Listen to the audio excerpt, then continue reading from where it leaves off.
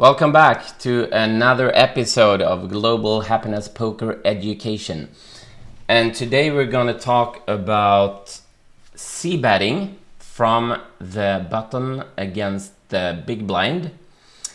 And a mistake I often see is that people tend to only bet like 1/3 or 1/4, no matter what they have and no matter what the board is. Or they check.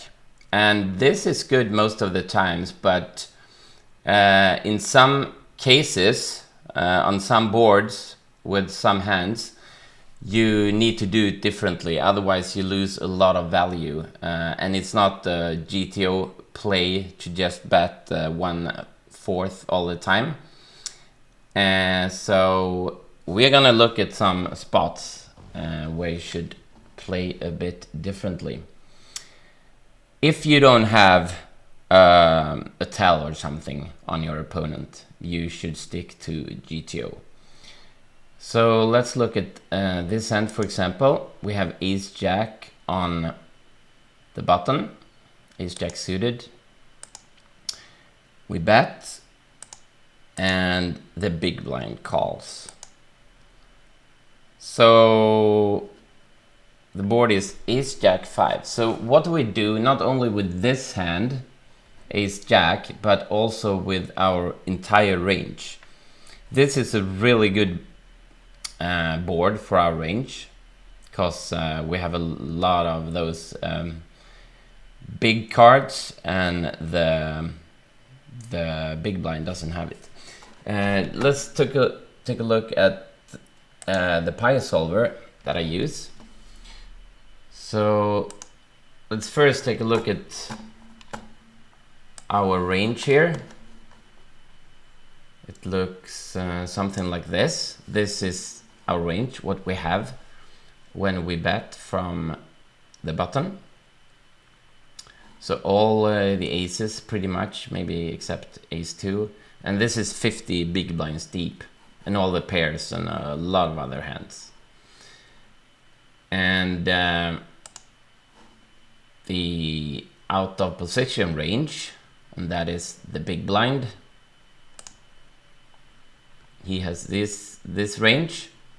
So as you can see, he has some sixes, but he doesn't have like sevens and above, and he shouldn't have any ace-jacks really, and ace-10 offs, and a lot of the big cards here. So this board is a board that hits us very well and hits him not so well. So if you look at the flop here, this is a flop after Ace-Jack 5 comes on the board. You see that he checks pretty much all his hands because of this, because we have a range advantage and we also have a nut advantage. He can't have like aces and jacks and things like that. He can have fives though, and he doesn't have ace-jack. So he will check.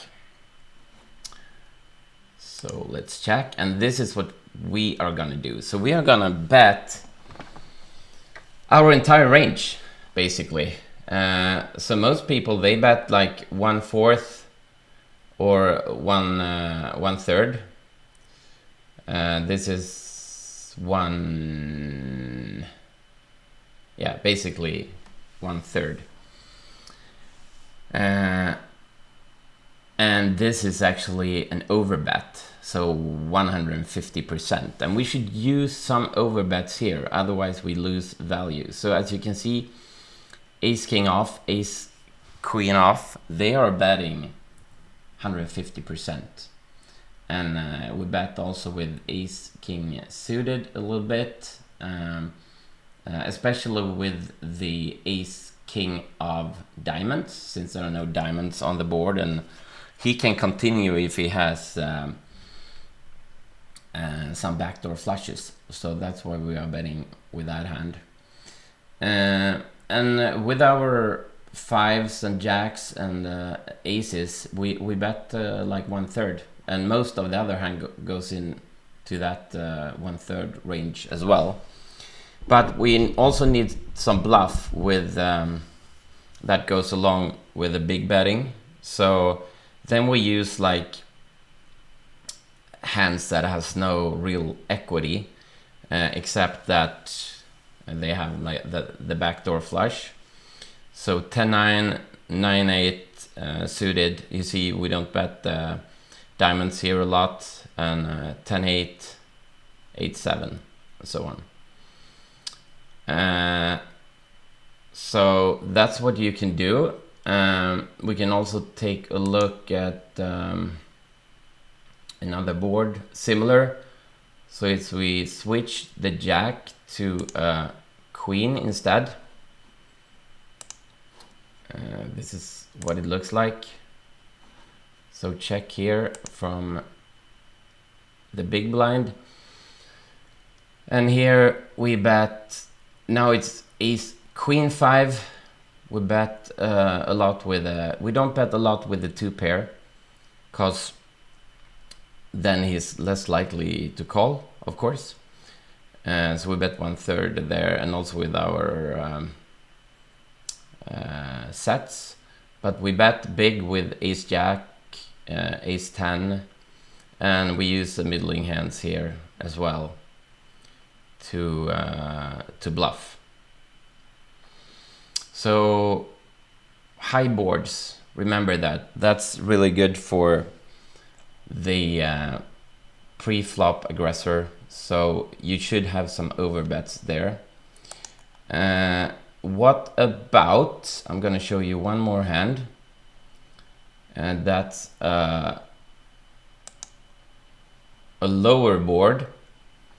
The pre-flop ranges are the same. Actually, I can show, where is it? I can show you, we have queen 7 of diamonds here, and we bet, and it comes a low board. So this often is scary for most people, because they think the big blind has a range advantage here because of the low board. We have a lot of high cards. But if you look at it, he doesn't have like he doesn't have 7-2 off, he doesn't have 5-2 off, he shouldn't have 7s. He can have 5s and 2s, but we also have 5s and 2s, and we also have 7s, and we have all the overcards. So we actually have a range advantage here as well. So we should be able, and a nut advantage because of the 7s. So we should be able to bet big here as well. So let's look at the Pio solver.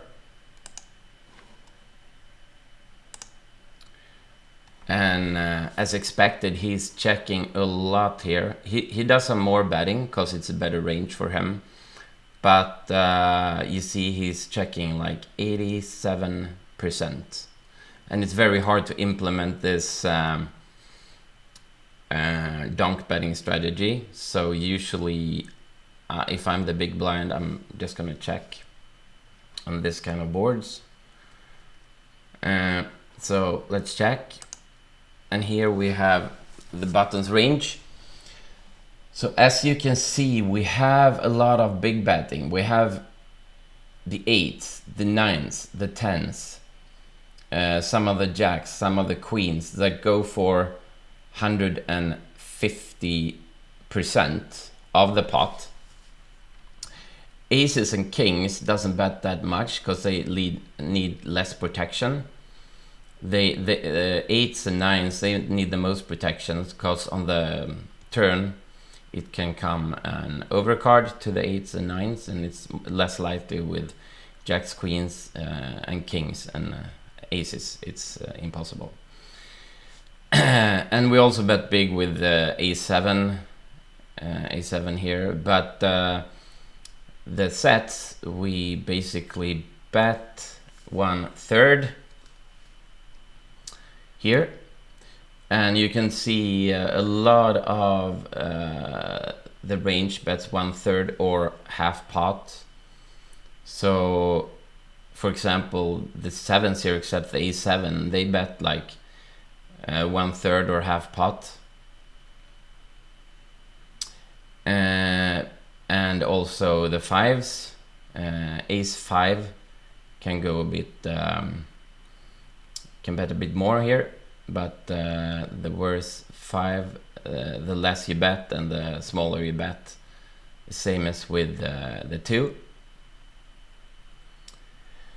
But we need also some bluffs to